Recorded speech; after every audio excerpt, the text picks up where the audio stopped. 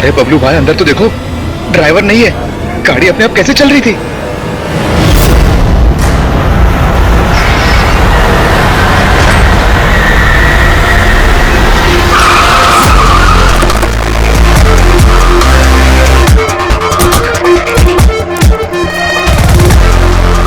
सलाम साहब।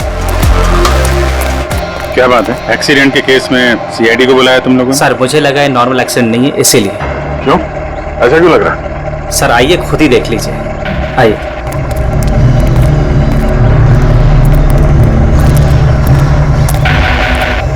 सर दरवाजा खुल नहीं रहा था, बड़ी मुश्किल से हमने खोला इसे।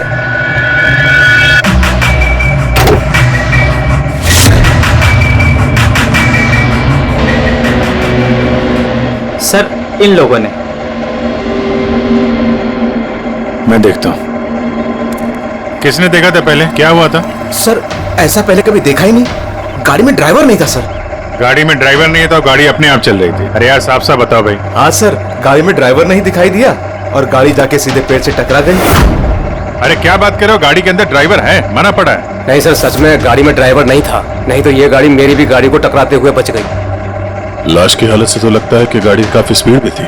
सर गाड़ी बहुत स्लो थी, लेकिन इतनी स्लो में कोई मर कैसे सकता है? गाड़ी भी ऑटोमेटिक है, हर चीज ऑटोमेटिक है, सेफ्टी डिवाइस भी ठीक है।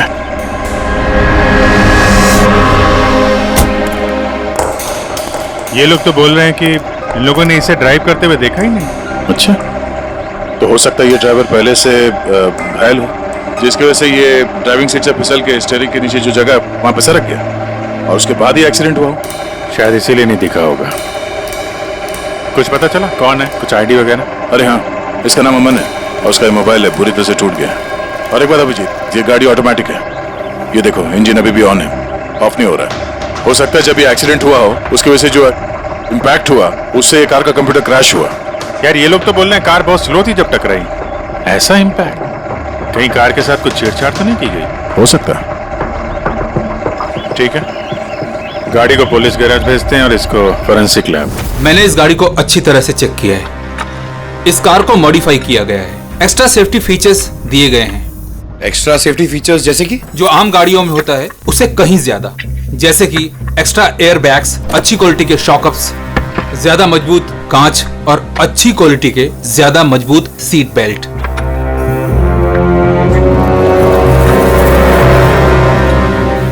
ये देखो, निकोटीन पैच।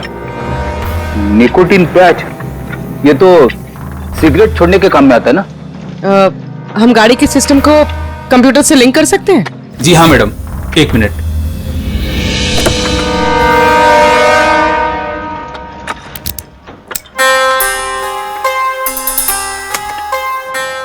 मैम, किसी ने सेटिंग चेंज किया है। कार के सॉफ्टवेयर को हैक किया गया है।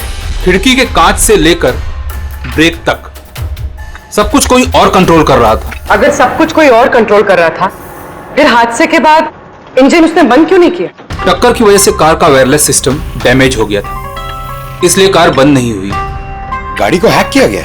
मतलब ये एक्सीडेंट नहीं है, ये तो मर्डर है।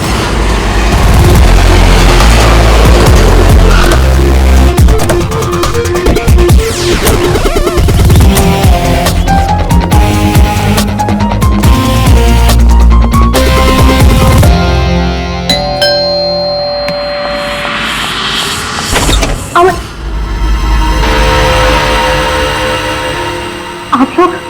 सीआईडी।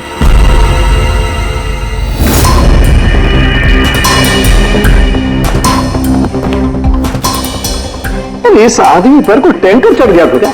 सारी की सारी हड्डियां टूट गई। कोई टैंकर वैंकर नहीं चढ़ा था इसके ऊपर साउंड के। एक छोटा सा एक्सीडेंट हुआ था यार। छोटा सा? और वो भी किसी ने करवाया था। आपके पति अमन का एक्सीडेंट हुआ है और वो नहीं रहे। आपको कैसे पता? अमन को कार नहीं चलानी चाहिए थी। वो कभी कार नहीं चलाता था सर, क्योंकि उसे पता था कि छोटा सा झटका भी उसकी जान ले सकता है। पर आप लोग, मेरा मतलब है कि सीआईडी यहाँ पे। जी, क्योंकि हमें लगता है कि उनका खून हुआ है। खून? पर ऐसे कैसे हो सकता है सर? एक्सीडेंट से पहले तो अमन मुझसे फोन पे बात कर रहा था, हम दोनों फोन पे बात कर रहे थे कि अचानक फोन कट हो गया। मैंने बहुत ट्राई किया लेकिन फोन नहीं मिला। मैं समझ गई थी कि कुछ तो ठीक नहीं है। अमन कभी भी खुद गाड़ी ले जाकर इतना बड़ा जोखिम नहीं उठा सकता था। खुद ड्राइव नहीं करता है तो ड्राइव कौन करता है? सर, हमारा एक ड्राइवर है। कहाँ वो ड्राइवर कहाँ है अभी? उसकी तबीयत खराब थी इसलिए वो छुट्टी पर है। कहीं उस ड्राइवर नहीं तो कुछ गड़बड़ नहीं गई गाड़ी में? नहीं सर, हमारा ड्राइवर बहुत ही भरोसेमंद इंसान है, वो ऐसा कभी नहीं कर सकता। पिछले 15 साल से वो हमारे लिए कार चला रहा है। सर, इसके शरीर पर 7 जगह हड्डियों के टुकड़े टुकड़े हो गए, 43 जगह हेयरलाइन फ्रैक्चर्स हैं और 21 जगह माइन्यूट फ्रैक्चर्स हैं। और हैरानी की बात तो ये है कि इसके पहले भी इसके शरीर पर बहुत सारे फ्रैक्चर्स हो चुके थे जो अब हील हो गए। बस इन हड्डियों के टूटने की वजह से इसके शरीर के नाजुक अंग जैसे हार्ट, फेफड़े, ये सब डैमेज हो गए और मौत भी शायद इसी वजह से हुई है। सालुंखी, ये जो निशान है स्क्वेरिश, ये कैसे निशान है? बस ये निकोटिन पैचेस के निशान है। इसके शरीर पे बहुत ज्यादा है। इसे सिगरेट पीने की लत थी और वो इसे छोड़ना चाह रहा था। Nicotine patches? अच्छा। और फिर यार अभी तारिका ने बताया कि इसके शरीर पर पुराने फ्रैक्चर्स के निशान भी हैं, बहुत सारे। ये पुराने फ्रैक्चर्स का क्या मतलब हो सकता है? अमन को ड्राइविंग तो आती थी ना? हाँ सर। तो फिर जोखिम किस बात का? अमन मेरे या आपकी तरह नहीं था सर। छोटे से छोटा झटका भी उसकी जान ले सकता था। ड्राइविंग की वजह से उसकी जान को खतरा था, इसीलिए हमने कार में भी काफी मॉडिफिकेशंस करवाई थी और ड्राइवर को भी कहा था कि कार आराम से चलाए। छोटा झटका भी उसकी जान ले सकता था? क्या मतलब? क्या कुछ था उसको? कोई प्रॉब्लम थी? सर, अमन का शरीर कमजोर था, नाजुक था। यार तू क्या कर रहा है सालुंखी? अरे तू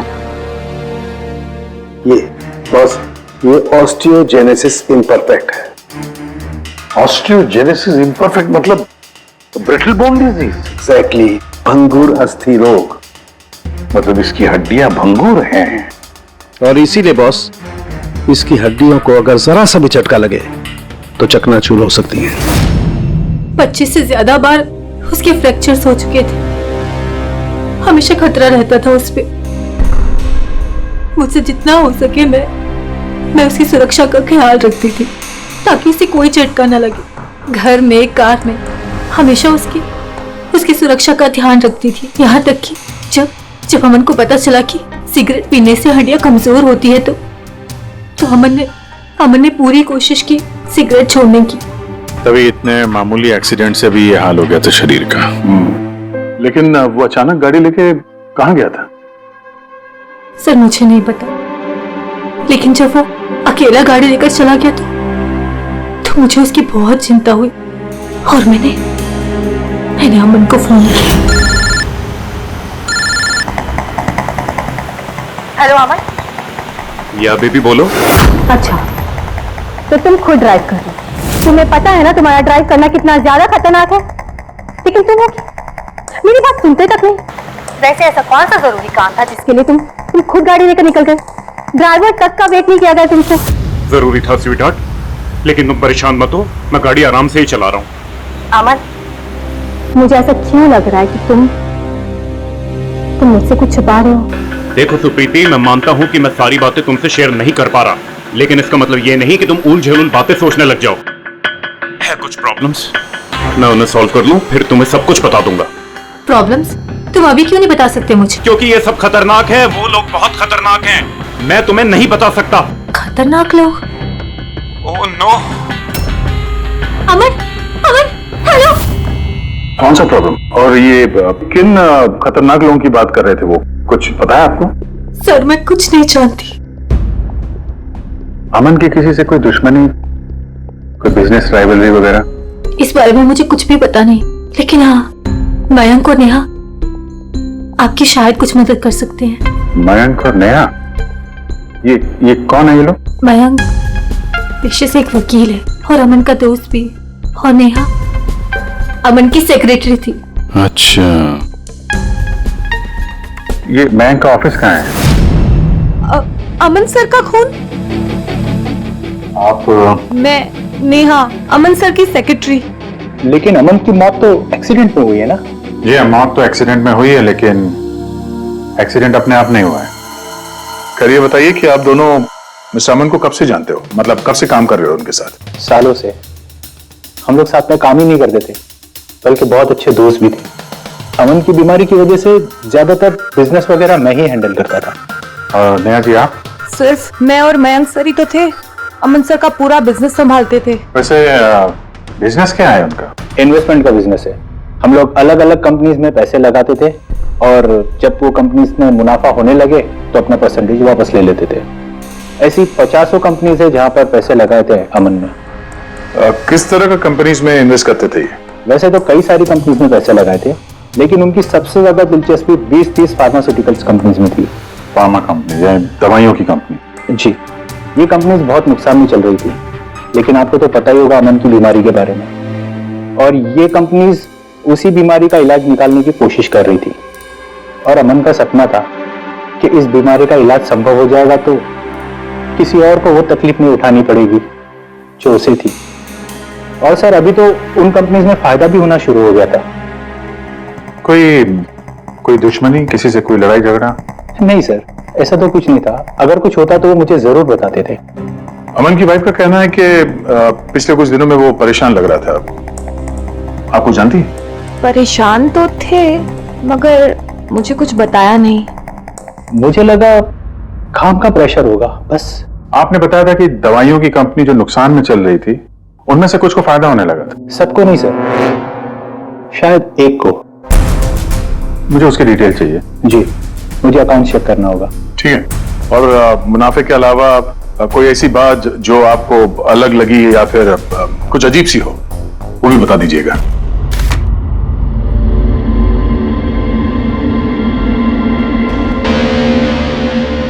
ये जादव है सर, अमन का ड्राइवर। काफी परेशान लग रहा है वो। देखते हैं।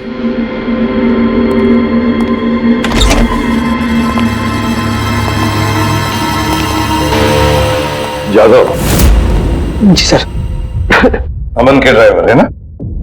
जी सर। क्यों छुट्टी पर क्यों गए थे तुम?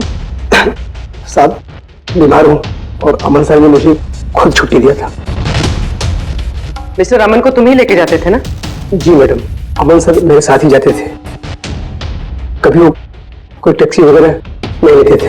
तो फिर तुम तो हमें बता सकते हो कि अमन साहब कहाँ कहाँ जाते थे, है ना? जी जी। ये देखो जादव, ये जगह पर उनकी मौत हुई थी। अब ये जो रास्ता है, ये कहां पर जाता है या फिर वो इस रास्ते पर कहां जा रहे थे, ये तुम्हें पता है? मुझे नहीं पता है। देखो, हमें पता है कि तुम इसके बारे में जानते हो। तुम्हारी भलाई इसी में है कि सीधे सीधे बता दो। जी मैडम। सुप्रीति मैडम से कुछ कहिएगा मत। वो सड़क के कुछ दूर पे एक मोटेल है, वहां हमेशा वो बार बार जाते थे। मोटल में बार बार जाते थे? क्यों, इससे मिलने जाते थे? जी साहब, एक मैडम थी।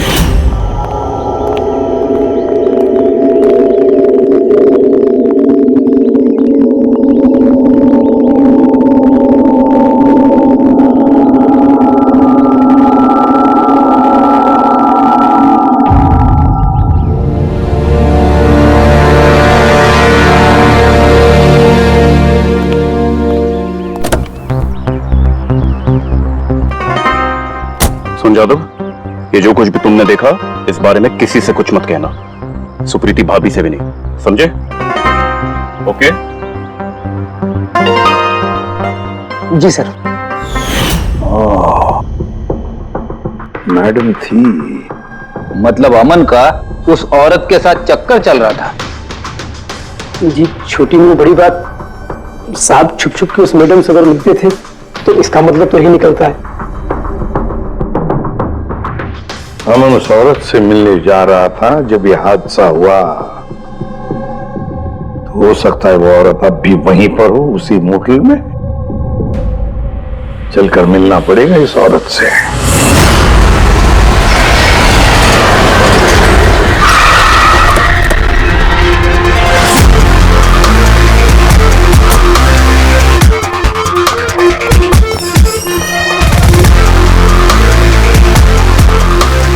Excuse me. Yes madam, how can I help you? हम किसी से मिलने आए हैं। लेकिन आप लोग हैं कौन और किससे मिलना है आप लोगों को? हम लोग सीआईडी से। ये आदमी, ये आपके मोटेल में आता जाता रहता है? हाँ मैडम। किससे मिलने आता है? हमारे होटल के रूम नंबर 305 में एक मैडम रुकी हुई है, रूही। वो उनसे अक्सर मिलने आता रहता है। 305? यस सर, वो अभी चेकआउट करने वाली है। ये रूही हाथ से निकलनी नहीं चाहिए।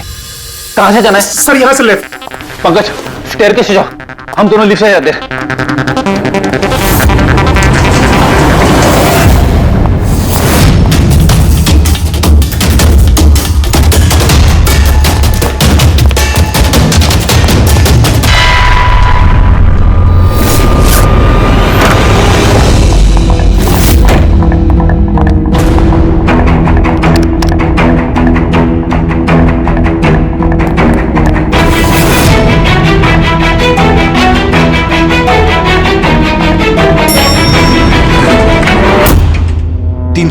सर उधर।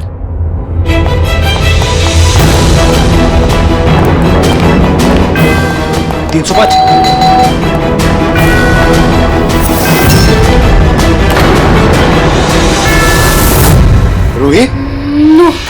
ए, रुको! पूर्वी! रूही, मुझे मत मारो, मुझे मत मारो प्लीज। रुको! रूही, रूही, रूही, रूही, रूही, रुको, रूही।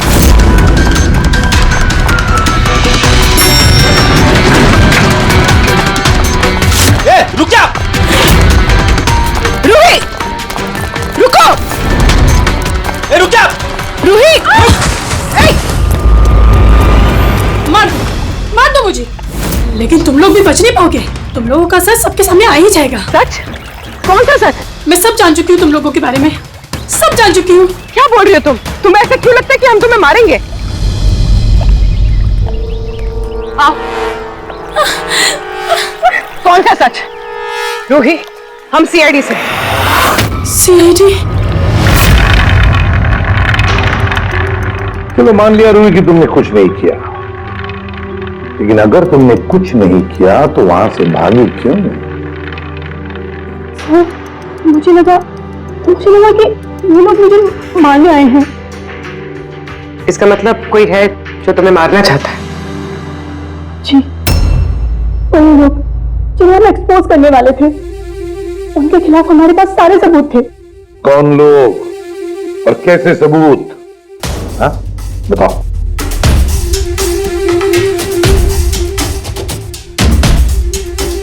इसे तुम जानती हो ना, यमन है ना, इसी के साथ तुम मिलकर काम करती थी, इसी के साथ मिलकर तुम उन लोगों को एक्सपोज करने वाली थी जिसकी वजह से अमन की जान चली गई।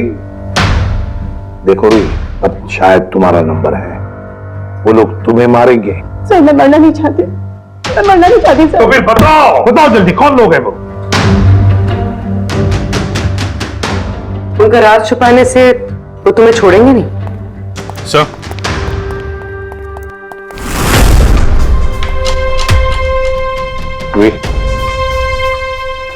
ये लो पानी पी लो, पियो। और मैंने जो कहा ठंडे दिमाग से सोचो, अपने बारे में सोचना जरूर। मैं आता हूं।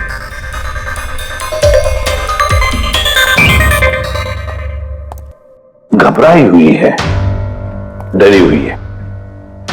लेकिन अब डरने की क्या जरूरत है सर? अब तो सीआईडी के पास है वो। लेकिन सर वो हम पे भरोसा नहीं कर पा रही, थोड़ा वक्त लगेगा। से जो अमन का वकील है मयांक, उससे क्या पता चला? सर अमन ने बहुत सारी दवाई की कंपनियों में पैसा लगाया था, लेकिन वो सब की सब घाटे में चल रही थी। एक कंपनी है जिसने अभी अभी फाइनली फायदा करना शुरू किया था, CRM फार्मास्यूटिकल।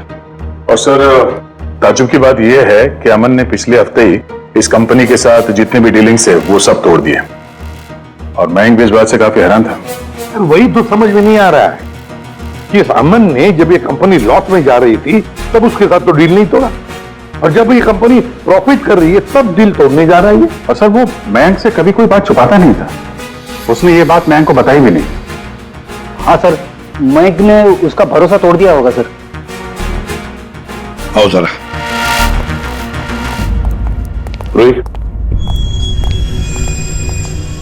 CRM फार्मास्यूटिकल्स के साथ जो अमन की डील थी वो तुम्हारी वजह से कैंसिल हो गई है ना? वरना उसके पास ऐसी कोई वजह तो थी नहीं। अब सच सच बता दो कि डील तुमने क्यों तोड़वाई? क्योंकि उसने मेरे भाई का खून किया। भाई का खून? सर, मैं जिस शहर से आई हूँ उस शहर में बहुत पोल्यूशन है। मेरे भाई को पोल्यूशन से बहुत एलर्जी थी, उसे सांस लेने में बहुत तकलीफ होती थी। वो तो सिर्फ दवाइयों पर ही जिंदा था। एक मिनट, और वो दवाइयां थी CRM फार्मास्यूटिकल कंपनी की, हैं?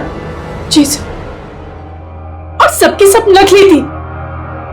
मेरे भाई के ऊपर कोई असर ही नहीं कर रही थी, और ये बात हमें बहुत लेट पता चली, और मेरे भाई की जान चली गई। तुम्हें कैसे पता चला कि वो दवाई नकली थी? सर, मैं खुद एक प्राइवेट कंपनी में केमिस्ट हूँ। जब ये दवाइयां मेरे भाई पर असर ही नहीं कर रही थी तो मुझे शक हुआ कि क्या बात हो सकती है, तो मैंने इन दवाइयों को खुद से टेस्ट किया और मेरा शक बिल्कुल सही निकला। सारी दवाइयां नकली थी। नकली थी मतलब? सर, हर एक दवाई एक खास केमिकल से बनती है, और जिस दवाई की मेरे भाई को जरूरत थी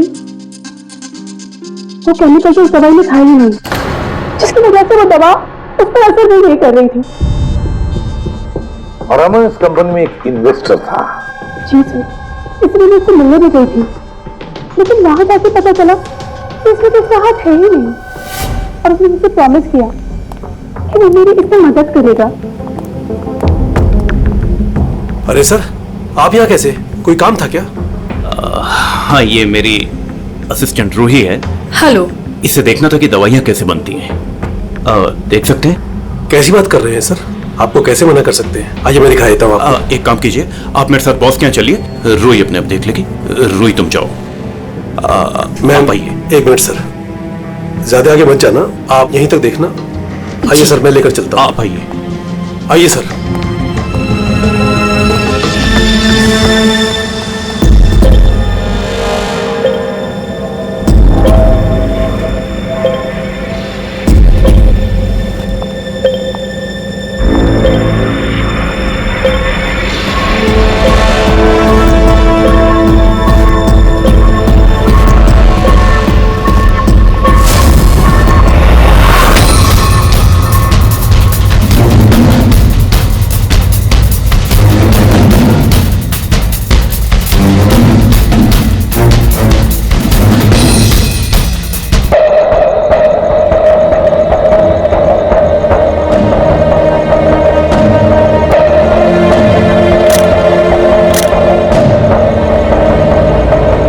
ये तो वही केमिकल है, लेकिन ये लोग यहाँ से बाहर क्यों लेके जा रहे? और हमने सारे सबूत जुटा लिए थे और सारे सैंपल्स भी टेस्ट किए थे।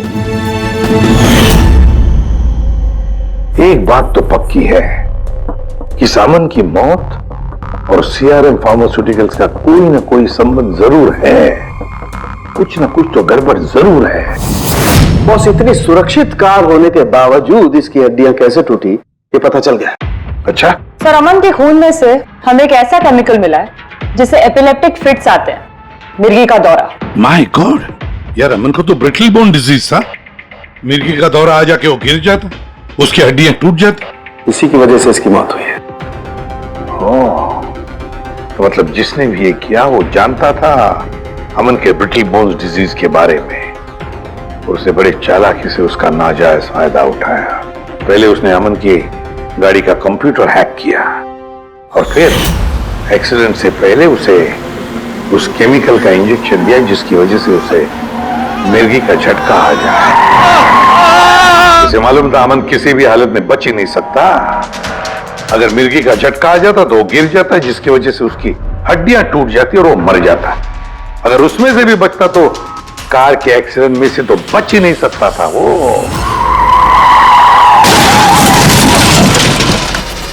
समझ कि मिर्गी का दौरा पड़ने वाला जो ड्रग है कितनी देर बाद असर करता है? बस कुछ घंटे तो लगते हैं। मतलब ये ड्रग अमन को एक्सीडेंट से कुछ घंटे पहले ही दिया गया था। सर कहीं ऐसा तो नहीं कि किसी ने इसे नींद में इंजेक्शन दे दिया हो सकता है। बस एक काम करते हैं, इस अमन की बॉडी को फिर से एक बार अच्छी तरह से चेक करते हैं, देखते हैं कहीं कोई इंजेक्शन का निशान तो नहीं है। तरीका? Yes sir. अच्छा शाम की सीआरएम कंपनी की नकली दवा के बारे में क्या पता चला? बॉस उन नकली दवाइयों में एम्फेड्रिन नहीं है। ओह, मतलब रूही सही कह रही थी।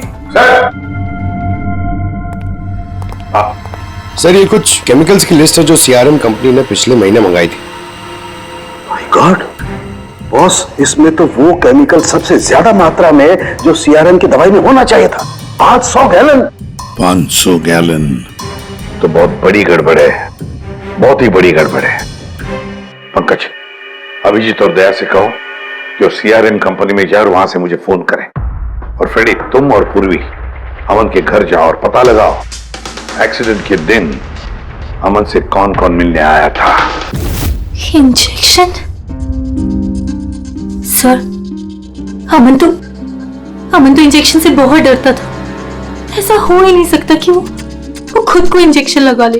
अपने आप नहीं लगवाया होगा तो किसी डॉक्टर से लगवाया होगा। नहीं सर, अमन तो इंजेक्शन के नाम से कोसों दूर भागता था और उसकी हेल्थ बिल्कुल ठीक थी। अगर कोई भी प्रॉब्लम होती तो वो कम से कम मुझे बताता। किसी और से नहीं लगवाया, खुद नहीं लगाया, तो फिर वो केमिकल उसके खून में पहुंचा कैसे? अच्छा बता सकती है, घर से निकलने से पहले अमन किस किस से मिला? मयंक और नेहा आई थी उससे मिलने। और हाँ मैम, एक आदमी आया था अचानक से, जसवंत। जसवंत? ये जसवंत कौन है? जी जसवंत सीआरएम कंपनी का सीईओ है और अमन ने उसकी कंपनी में पैसे इन्वेस्ट किए थे।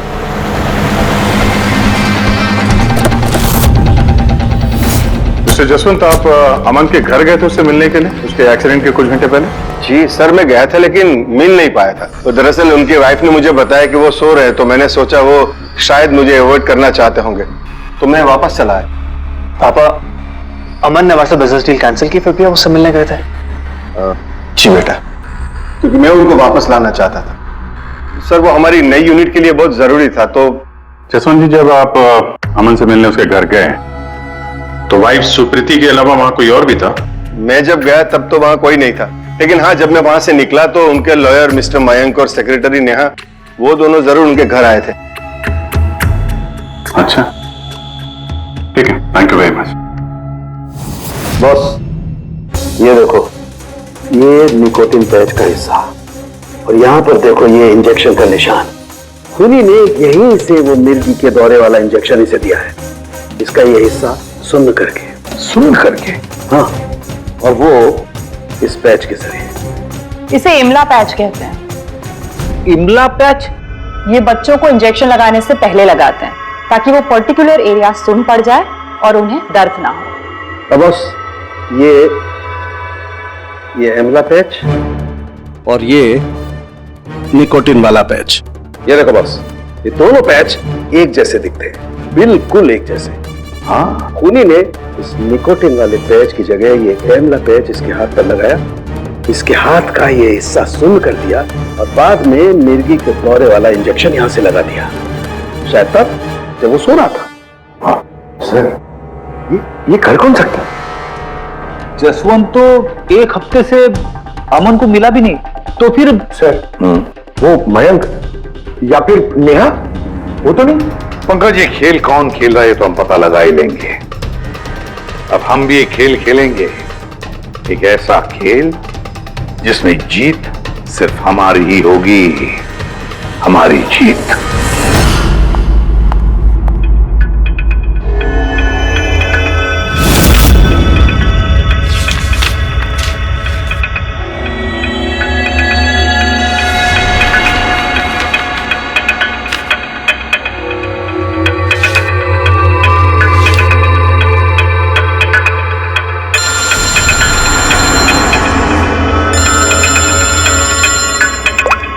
हेलो, मेरा कुरियर तो तुम तक पहुंच गया होगा। कौन है तुम? और ये सब मुझे क्यों भेजा है? तुम लोगों ने अमन को तो मार डाला, लेकिन तुम लोग मुझ तक नहीं पहुंच सकते। अगर तुम लोग चाहते हो कि मैं अपना मुंह बंद रखूं, तो मुझे 5 करोड़ रुपए देने होंगे। ये क्या बकवास कर रही हो?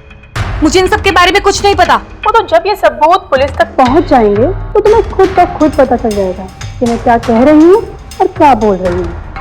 देखो देखो देखो, मैं कुछ इंतजाम करता हूँ, मुझे थोड़ा सा टाइम दे दो। ठीक है, तुम्हें 2 दिन का वक्त मिलता है, मैं फिर कॉल करूंगी।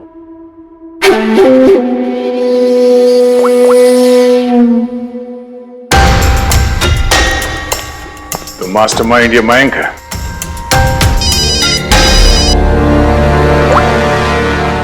Hello Abhijit sir. सर मैं मयंक बोल रहा हूँ।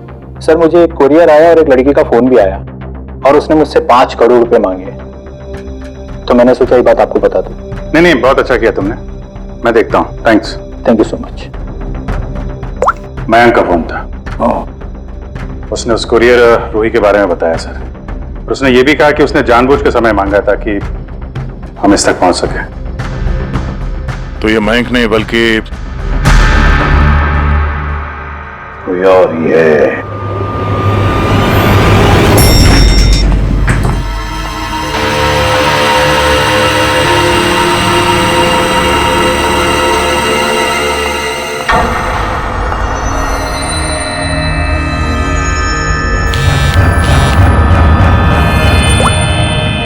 हाँ सर। पूरी इसने यहाँ पर नजर रखी है ना तुमने? हाँ सर, तो अभी अभी यहाँ से निकली है। कड़ी नजर रखना पूर्वी, बिल्कुल कड़ी नजर। अपनी नजरों से ओझल मत होने देना उसे। ये नेहा ही हमें उस खूनी तक पहुंचाएगी। सर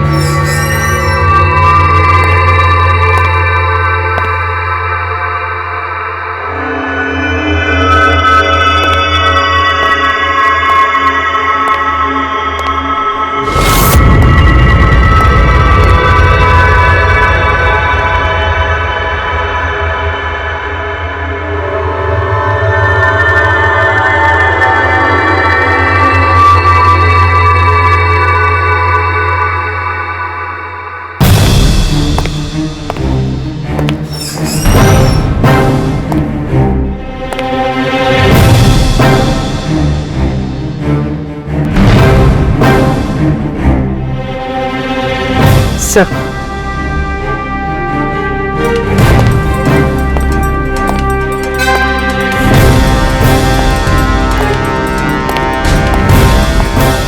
क्या हुआ? इतनी जल्दी में क्यों बुलाया? क्या है ये सब? ये सब क्या है? तुमने तो कहा था कि किसी को कुछ पता नहीं चलेगा। फिर हमारे बारे में ये लड़की सब कुछ कैसे जानती है?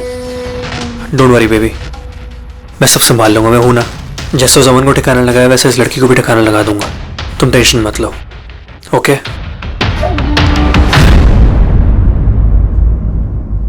पहले हमसे तो निपट लो। You are under arrest, Mr. Ashwin.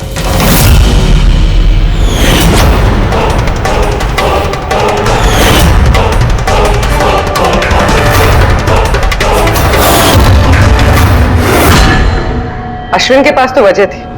तुमने अपने बॉस का खून क्यों किया? हम दोनों एक दूसरे से प्यार करते। जब मुझे पता चला कि अमन सर सीआरएम फार्मास्यूटिकल की जांच कर रहे हैं, तो ये बात मैंने अश्विन को बता दी ताकि वो लोग अपनी गलतफहमियां दूर कर सके। लेकिन इसने तो अमन को ही दूर कर दिया। क्यों अश्विन?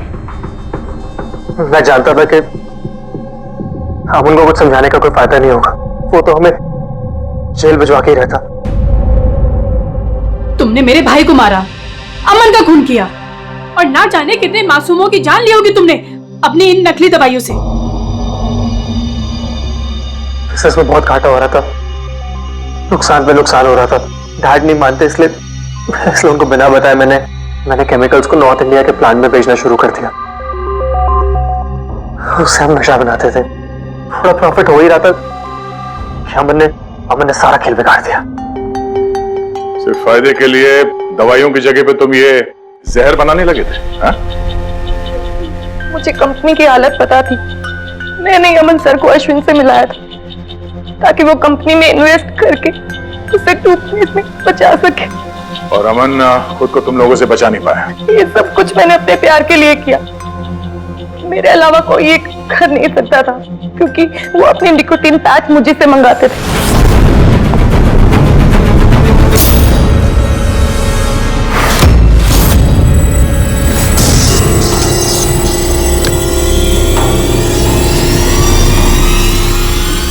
उसके अगले दिन जब हम अमन के घर पर गए। अरे आप लोग आप ही गए? पर अमन तो सो रहे हैं। अगर कुछ इंपॉर्टेंट काम है तो मैं जगा देती हूँ। नहीं, कोई बात नहीं, हम इंतजार करेंगे। ओके, अब मैं अभी आती हूँ।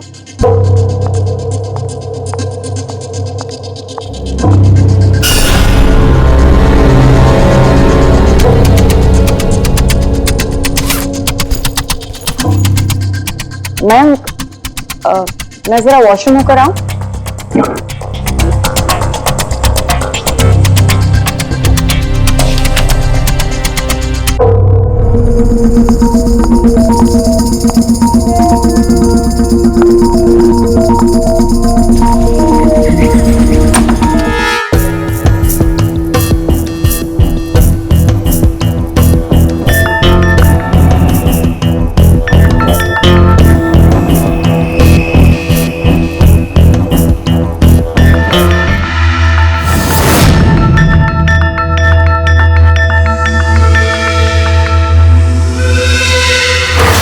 दौरा उसकी कमजोर हड्डियों के लिए जानलेवा बन गया।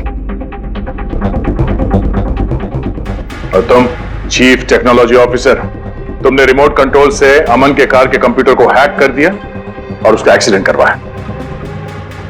कमाल का दिमाग पाया है तुम लोगों ने, कमाल का दिमाग। काश यही दिमाग किसी अच्छे कामों में इस्तेमाल करते तो देश का भला हो जाता, समाज का भला हो जाता। पर नहीं, तुम्हारे इस टेढ़े दिमाग ने दो मासूम लोगों की जानें ली और पता नहीं कितने सैकड़ों लोगों की मौतें हुई तुम्हारी इस गलत दवाइयों की वजह से। तुम्हें तो कड़ी से कड़ी सजा होगी, शायद फांसी होगी तुम्हें।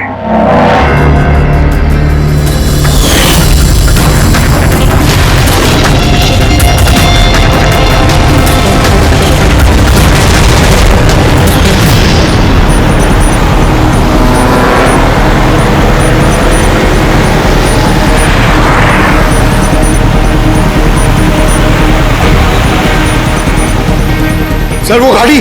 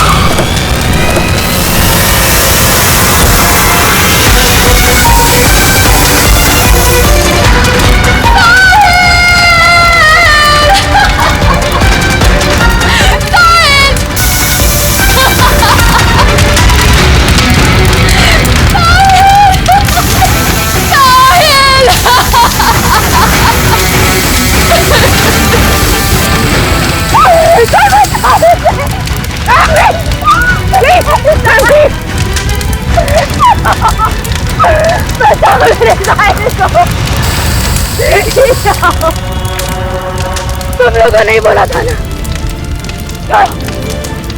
तुमने बोला था ना मेरे साहिल को बचाओगे। कुछ नहीं होगा उसे। बोलो कहाँ है मेरा साहिल, बोलो। देखो क्या हालत कर रही हो उसकी। मारा मेरे साहिल को, तुमने मारा मेरे साहिल को।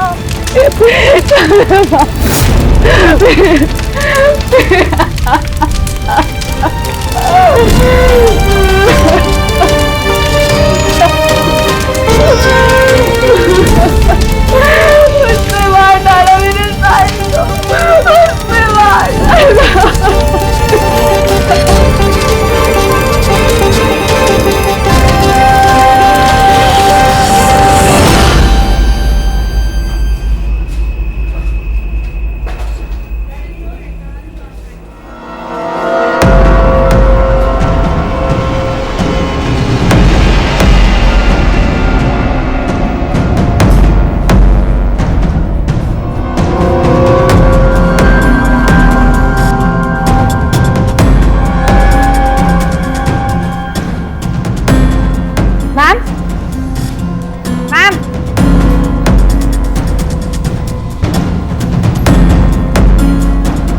Ma'am, are you okay? Ma'am, mister Kumar का फोन आया था, मैंने आज 3 बजे की मीटिंग फिक्स कर दी आपकी। बैंक के सेफ्टी वॉल्ट में जाओ और वहां पे जितना कैश है ना उससे एक बैग में डाल के मुझे लाके दे दो। मैम, सुनाई नहीं देता तुम्हें? मैंने कहा जाओ।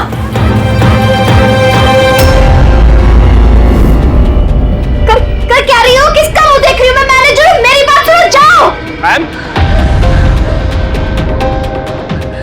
क्या हुआ ma'am? See, this is a bank robbery.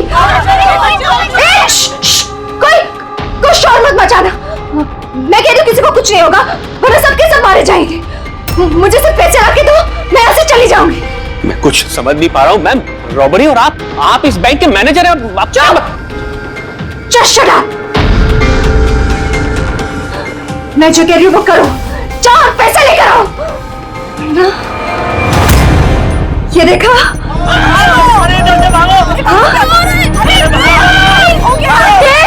रुको रुको, कोई नहीं लेगा, कोई नहीं लेगा। हाँ तुम लोग जाओ, एक कोने में जाओ। ट्रस्ट मी, मैं कह रही हूँ जाओ, कुछ नहीं होगा।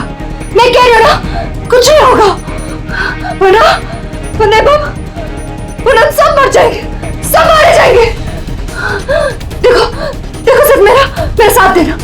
Trust me, just believe. हाँ कुछ नहीं होगा।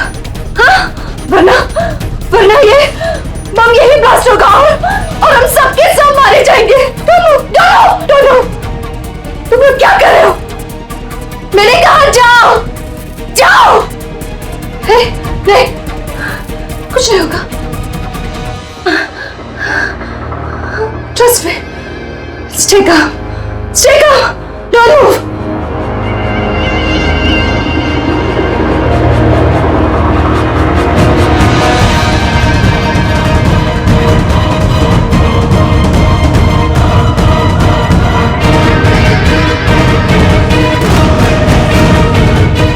जल्दी पैसा लेकर आओ।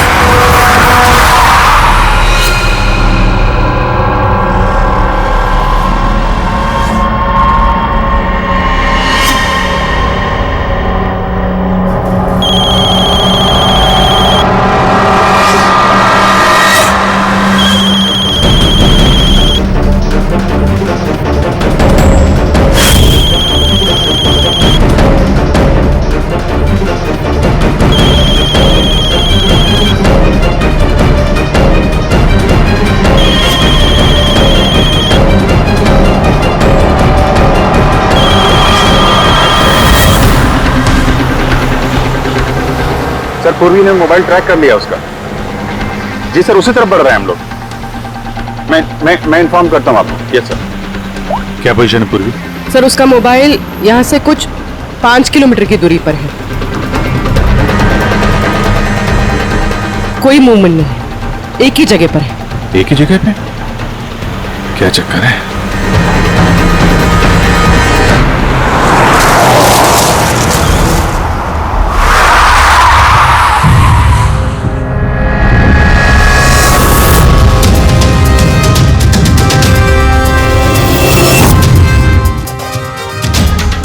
सर उसे बॉम्ब वेस्ट पे बॉम्ब स्क्वाड का वेट करें।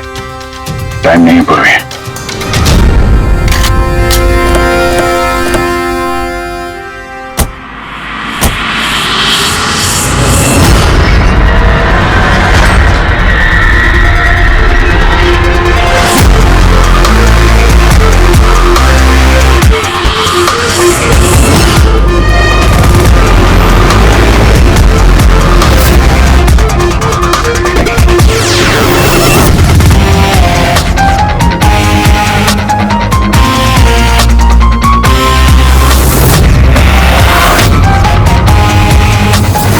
अभिजीत, लड़की अकेली है, कोई मूवमेंट नहीं है।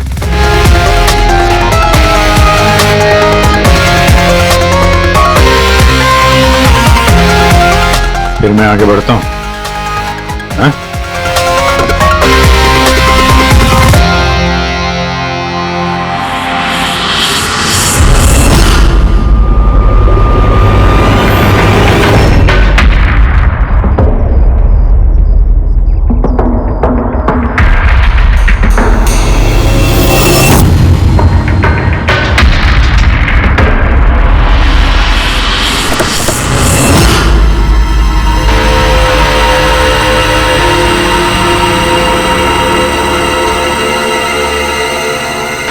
सर ये तो बेहोश है। बॉम्ब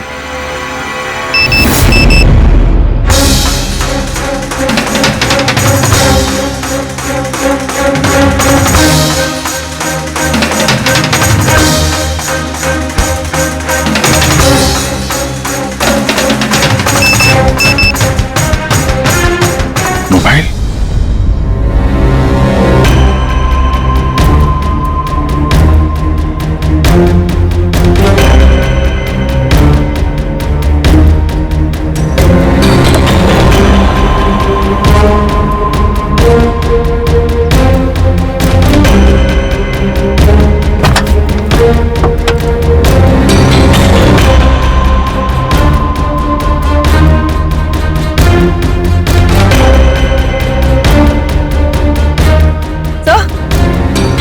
बॉम्ब तो है नहीं। पैसों का बैग भी नहीं गाड़ी में। इसके पति का मैसेज है। कब से कॉल कर रहा हूँ, कहाँ हो तुम, फोन उठाओ। और तुम्हारी असिस्टेंट बता रही थी तुमने बैंक लूट लिया है। क्या हो रहा है? कॉल करो। अजीब बात है अभिजीत, एक लड़की बैंक में 10 साल से काम कर रही है, बैंक की बेस्ट एम्प्लॉई है, बैंक की मैनेजर है, और एक दिन अचानक बैंक के पैसे लूट के भाग जाती है। बॉम्ब भी नहीं है, पैसे भी नहीं है, कौन लेकर गया होगा ये सब? अभी ये तो ये मालिनी ही बताएगी होश में आने के बाद।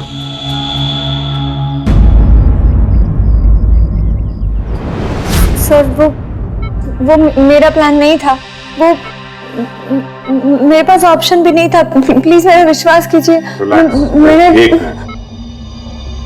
एग्जैक्टली क्या हुआ ये बताओ। वो कल रात को पार्टी अटेंड करके जब मैं अपने गाड़ी की तरफ बढ़ रही थी तभी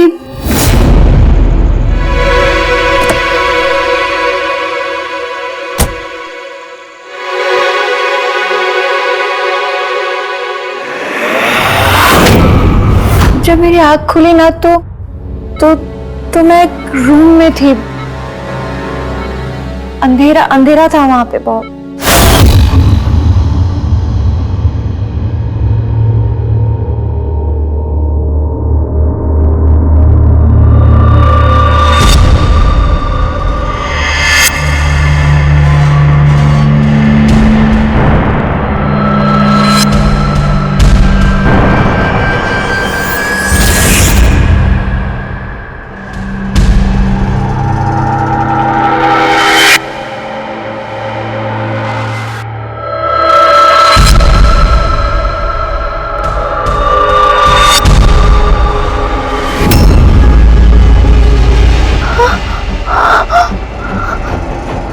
मालिनी, अगर तुमने वो जैकेट उतारने की कोशिश की तो बॉम्ब ट्रिगर हो जाएगा। कौन हो तुम? मेरे साथ ये सब क्यों कर रहे हो? ये सब क्या है? कौन हो तुम? वो जैकेट 5 किलो एक्सप्लोजिव से भरा हुआ है, साथ में एक कैमरा, माइक्रोफोन और एक ईयरपीस है। मैं हर वक्त, हर सेकंड तुम्हें देख सकता हूं, सुन सकता हूं। अगर तुमने किसी को भी कुछ भी बताने की कोशिश की तो बॉम्ब फट जाएगा। तुम्हारे पति को तुम्हारी लाश भी नहीं मिलेगी। लेकिन अगर जैसा मैं कहता हूं वैसा तुमने किया तो तुम्हें कुछ नहीं होगा। कौन हो तुम? क्यों कर रहे हो मेरे साथ ये सब? चाहते क्या हो तुम? तुम्हें मेरा एक बहुत छोटा सा काम करना है। मैं क्या करती? मेरे पास और कोई ऑप्शन नहीं था। उसने मुझसे अपने ही बैंक में चोरी करने के लिए कहा और फिर कहा कि वो पैसे लेकर मैं किसी सुनसान जगह पे पहुंचूं। और जो ईयरफोन उसने मुझे दिया था ना, उससे वो मुझे रास्ता बताता रहा। और जब मैं वहां पहुंची, उसका मुझे फोन आया।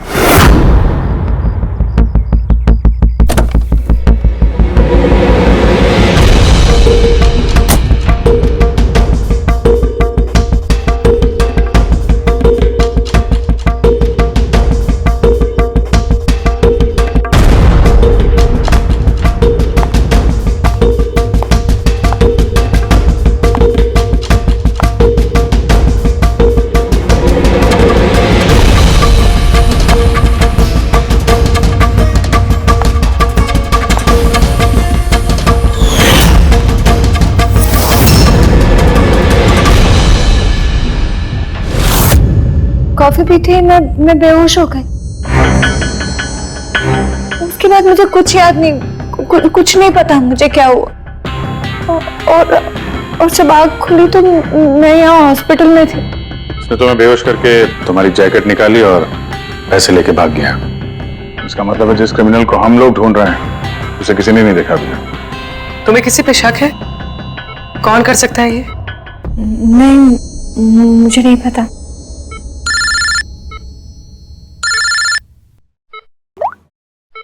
हाँ सालुंके साहब। अभिजीत, बॉम्ब का पता चल गया है। बॉम्ब के बारे में कुछ पता चला क्या? अभिजीत, मालिनी के कपड़ों की टेस्टिंग की है मैंने। उसने उन कपड़ों पर बॉम्ब जैकेट पहना हुआ था। मुझे उसके कपड़ों पर टीएनटी के ट्रेसेस मिले हैं। टीएनटी? ये तो बहुत मुश्किल से मिलता है। अब बिना लाइसेंस के कोई से बेच भी नहीं सकता। एग्जैक्टली।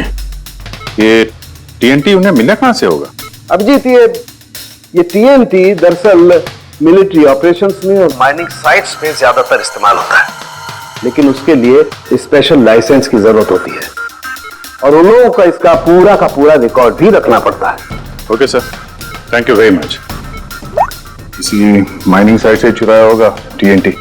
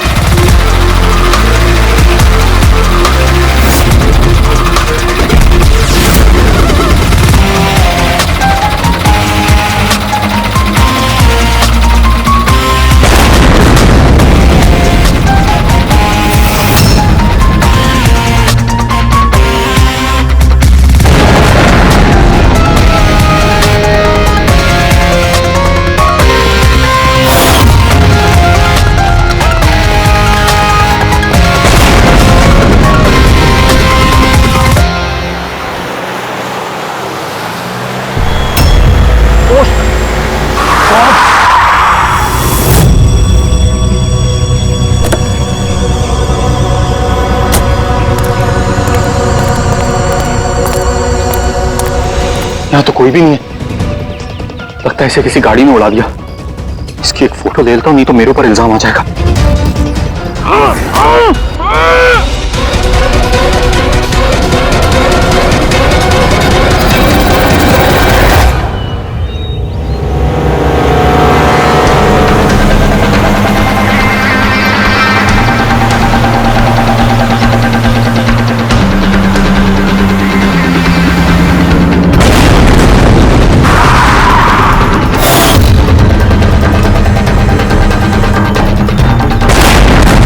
सर आपने जो रिकॉर्ड्स मंगवाए थे वो सारे मैंने चेक किए, आपका शक सही निकला।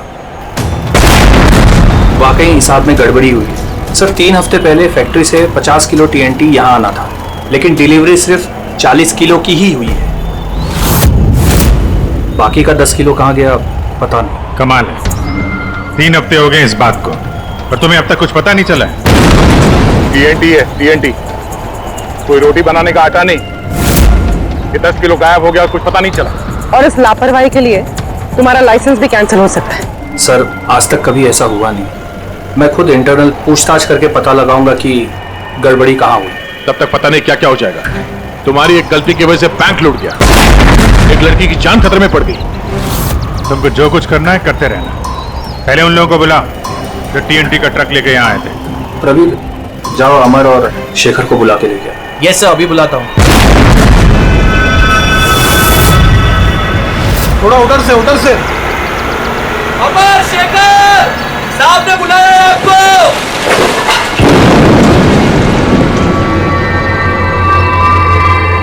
सर ये है शेखर और ये है अमर, ये दोनों ही उस दिन कंसाइनमेंट लेकर आए थे। 50 किलो TNT निकला वहां से और यहाँ पहुंचा 40 किलो।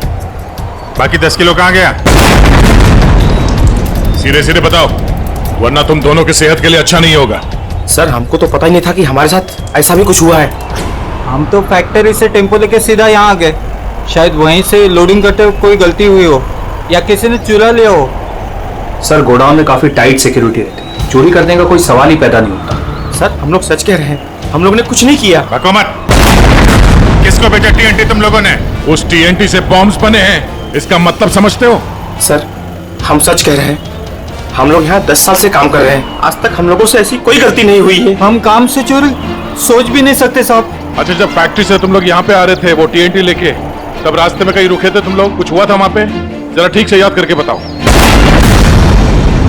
हाँ सर, RG कॉलोनी पे हमें पुलिस वालों ने रोका था, वहाँ नाकाबंदी भी थी। रोको रोको रोको, तो साइड में लो गाड़ी। बाहर निकाल।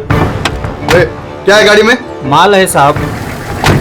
ये लो साहब, चेक करो क्या है। तो इधर खड़ा रहे।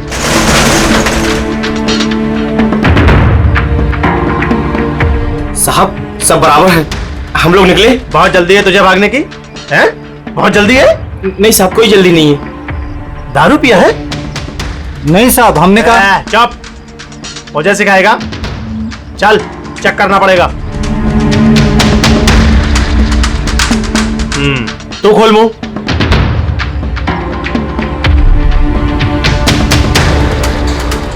सब ठीक है सर। साहब मैंने कहा था ना, हम लोग कुछ भी नहीं पीते, फिर भी आप।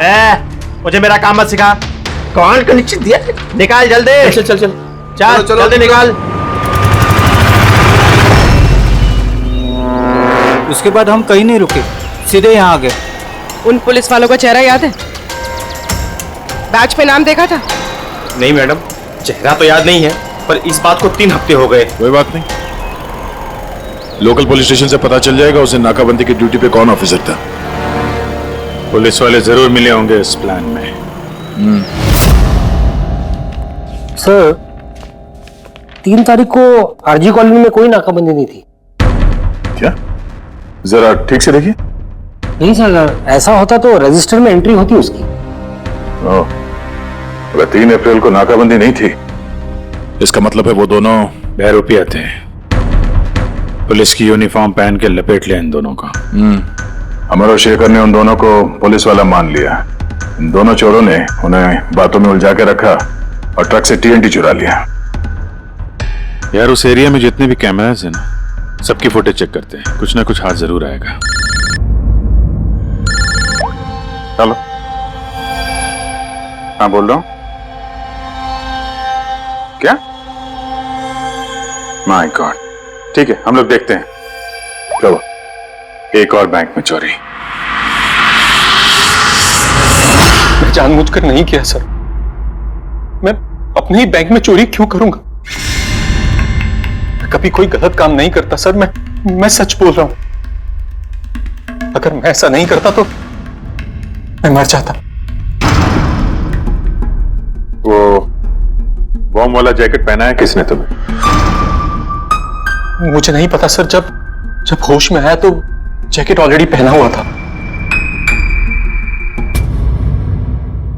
कुछ तो याद होगा, कुछ तो देखा होगा आपने।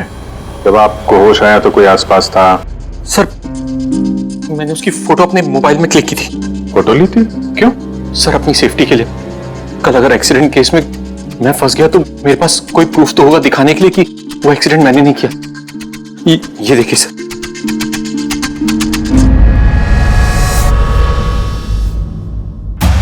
मरने का नाटक किया है, वो भी इतनी होशियारी से। चेहरा छुपा रखा है। प्रोफेशनल क्रिमिनल्स हैं, अपने पीछे कोई एविडेंस नहीं छोड़ते हैं। इन्हें तो रंगे हाथों ही पकड़ना होगा।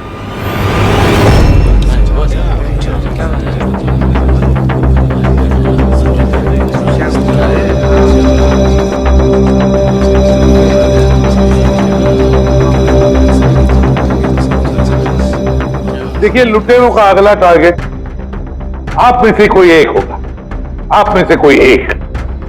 मगर घबराइए मत, आप लोगों की सिक्योरिटी का पूरा इंतजाम हमने किया है। बस आपको भी रेडी रहना चाहिए। और एक बात, आपके जितने भी बाकी सारे ब्रांच मैनेजर्स हैं उनको अपनी तरफ से इन्फॉर्म कर देना। और हमसे पूछे बिना कोई भी हरकत मत करना, क्योंकि उस बॉम्ब वाले जैकेट में एक कैमरा और एक माइक्रोफोन है। अगर आपके हरकत से उन्हें कुछ भी पता चला तो वो लोग बॉम्ब ब्लास्ट कर सकते हैं। इसलिए हमने टेलीकॉम अथॉरिटी के साथ मिलकर आप लोगों के लिए एक पैनिक बटन डेवलप किया है जो आपके मोबाइल में होगा। ये देखिए, आपके मोबाइल फोन पर ये डायल है। इस डायल का जब आप 9 नंबर दबाओगे, नंबर 9, तो तुरंत हमारे यहाँ ब्यूरो में अलार्म बज जाएगा और हम वहां लोकेशन पर इमीडिएटली पहुंच जाएंगे। लेकिन एक बात, ये बटन बैंक लूटने के बाद ही दबाना, क्योंकि हम चाहते हैं कि बैंक लूटी जाए और चोरों को लगे कि उनका प्लान सक्सेसफुल हो गया है। हम उन्हें रंगे हाथों पकड़ना चाहते हैं जब वो पैसे लेने आएंगे आपसे। ये तो सर बोलने की बात है, अगर उन्हें पता चल गया तो? सर, आप लोग उनको पकड़ने की बजाय हमारी जान क्यों खतरे में डाल रहे हैं? ऐसा नहीं है, जब ये कह रहे हैं हम सेफ रहेंगे तो ऑफ कोर्स उन्होंने पूरी तैयारी की होगी। Right sir? बिल्कुल सही कहा आपने। देखिए, आप सबकी जान की जिम्मेदारी हमारी ही है और आपको हम कुछ नहीं होने देंगे। लेकिन सर, आपको कैसे पता कि वो लोग ऐसा ही करेंगे? करेंगे, लोग ऐसा ही करेंगे, फिर से बैंक लूटेंगे। लेकिन अब देखना ये है कि कब लूटेंगे।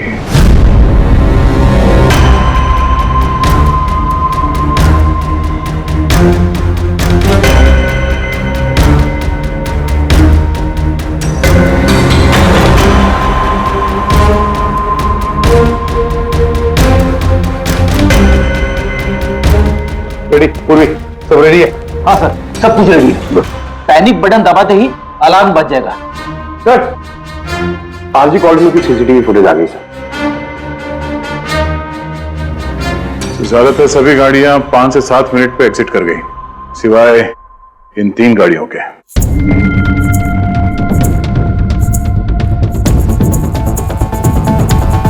इसको 40 मिनट लगा, इसको 50 मिनट। और ये तो बाहर निकली नहीं, वापस मुड़ के चली गई। सर, अगर 20 की स्पीड से भी चलते हैं तो 15 मिनट में एग्जिट करना चाहिए था, लेकिन इनको तो 40 और 50 मिनट लग गए। इन्हीं में से कोई है जो उस ट्रक का इंतजार कर रहा था जिसमें TNT आया था?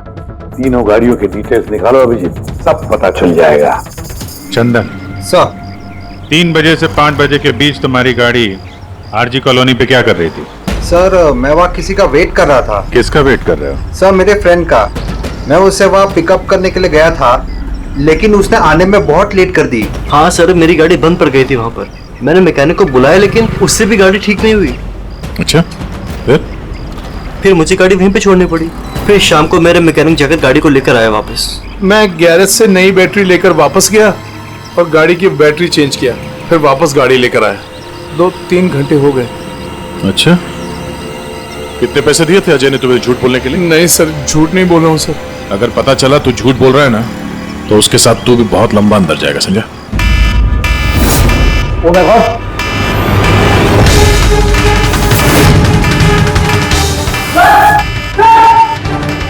आप रेडी? पैनिक अलार्म बज गया। Santa cruise east. पूर्वी लोकेशन बताओ। Santa cruise east, Shastri Nagar, MUFC bank. Manager कौन है? Sir Sahil Kumar. Phone track करो, देखो कहाँ कहाँ जाता है।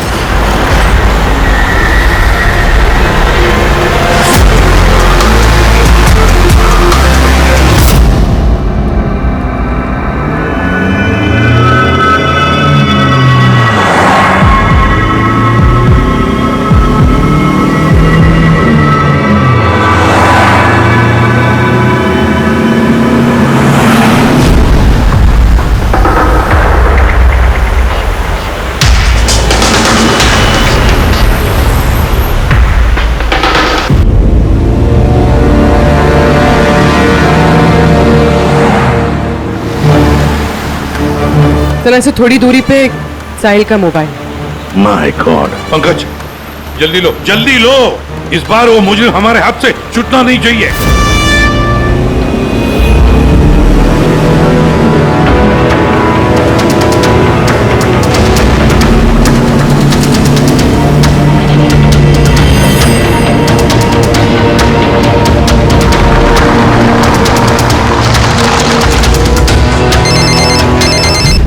हेलो, एसीपी प्रद्युमन बोल रहा हूँ।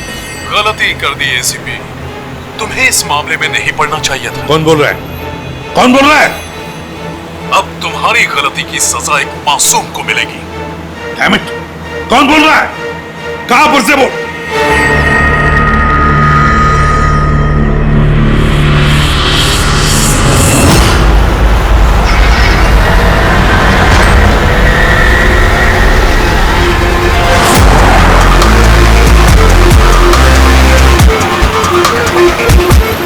सर वो गाड़ी।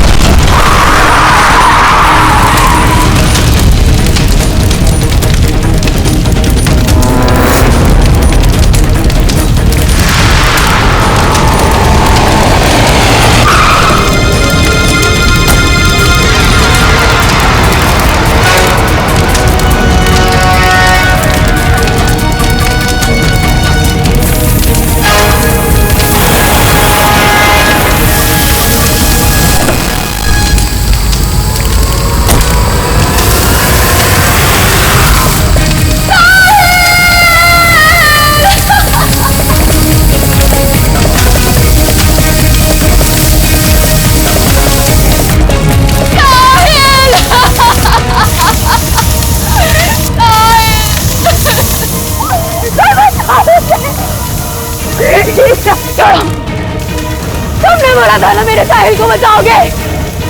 तुमने कहा था कुछ नहीं होगा उसे।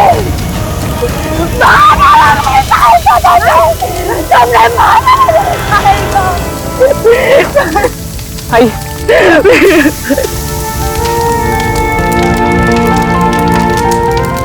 ये सब मेरी गलती है, मेरी गलती है अभिजीत।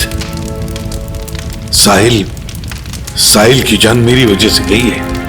सर आपकी कोई गलती नहीं है, हमारा प्लान बिल्कुल सही था, मगर जो भी करना पड़े अभिजीत, जो भी, लेकिन इस सब के पीछे जो है ना, उसे तो वो बचेगा नहीं सर। हम उसे ढूंढ के निकालेंगे सर। सर तीसरी गाड़ी के मालिक का पता चल गया सर। उसका नाम हर्ष है और वो अंधेरी में रहता है। हर्ष?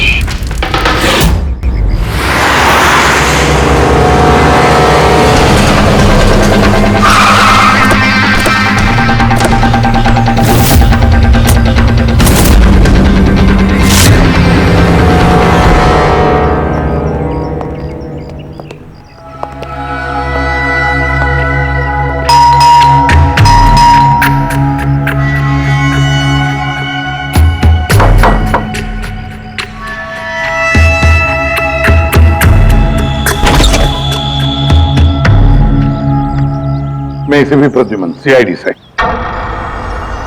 हर्ष कहाँ है? मुझे नहीं पता, लेकिन बात क्या है? आप कौन? मैं हर्ष की वाइफ प्रिया। आपके हस्बैंड कहाँ है, आपको पता नहीं? दरअसल बात यह है कि हमारा रिलेशन बहुत टाइम से ठीक नहीं चल रहा है।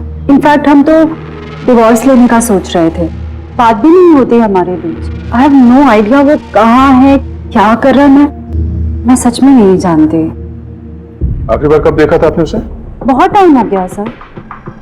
अब तो उसका फोन भी नहीं आता, इनफैक्ट उसका फोन नंबर भी चेंज हो चुका है। इतने टाइम से घर भी नहीं आया, तो मुझे लगा कि फाइनली छोड़ के जा चुका है। कहाँ गया होगा?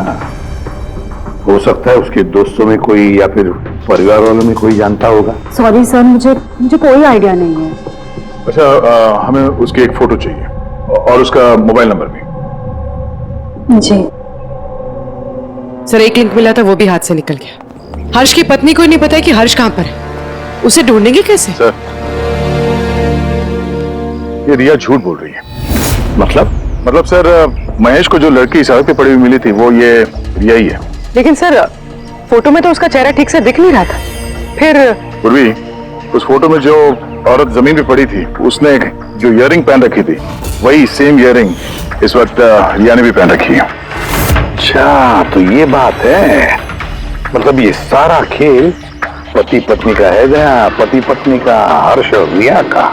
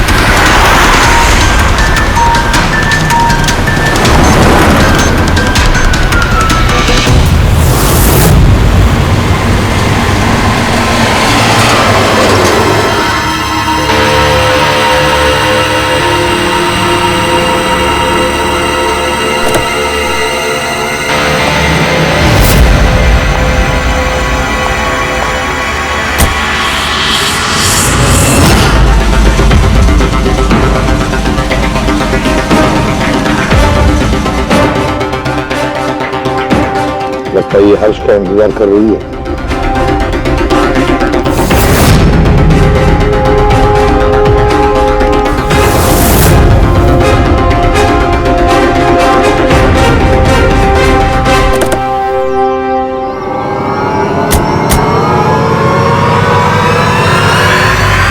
अरे अरे अरे, आजा, बाहर आ जाओ, आओ। आइए।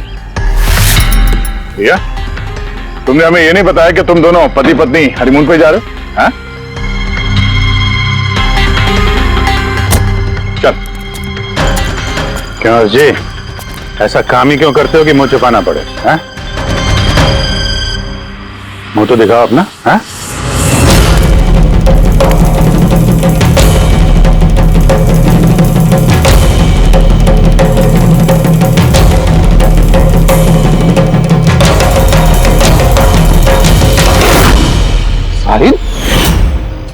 सर, आप लोग उनको पकड़ने की बजाय हमारी जान क्यों खतरे में डाल रहे हैं?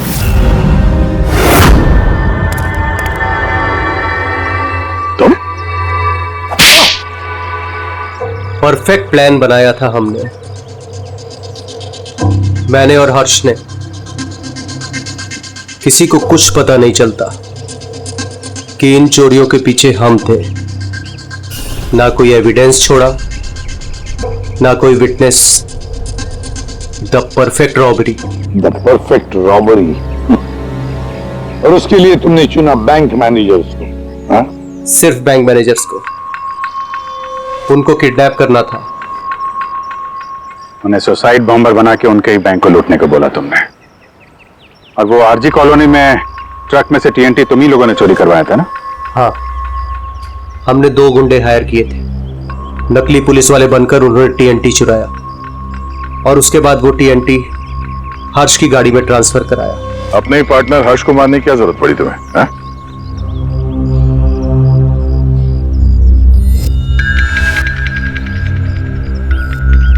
मैं और रिया बहुत करीब आ गए थे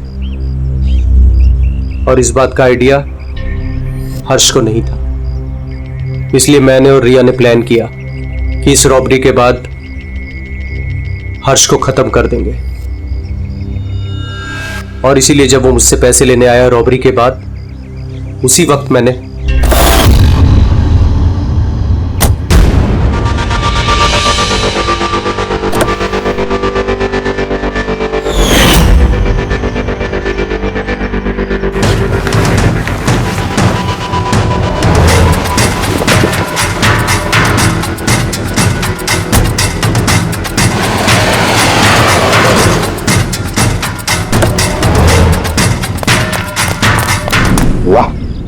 एक तीर से दो शिकार। हर्ष को रास्ते से हटा दिया, ये सोचकर कि तुम दोनों मिलकर सारा माल लेके दूसरे देश में जाकर ऐसे जिंदगी जी ले। तुम्हारी वाइफ तुम्हारे मरने का शोक मना रही है। असली दुख तो उसे अब होगा जब उसे तुम्हारी असलियत का पता चलेगा। बड़े चालाक समझते हो ना अपने आप को, हा? हर मुस्लिम यही सोचता है कि उसके इतना होशियार चालाक कोई नहीं है, उसे कोई पकड़ नहीं सकता।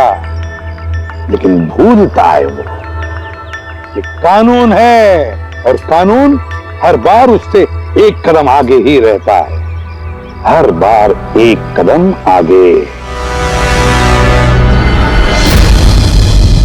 इस तरह के और भी एपिसोड देखने के लिए हमारे चैनल को सब्सक्राइब करें और बेल आइकन दबाना ना भूलें।